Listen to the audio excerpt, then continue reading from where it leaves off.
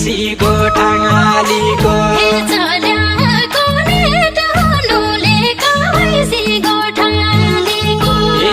बेला भेट हुनु लेक जाति कुइराले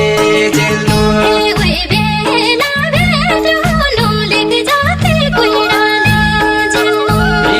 बेला भेट हुनु लेक जाति कुइराले जेल्नु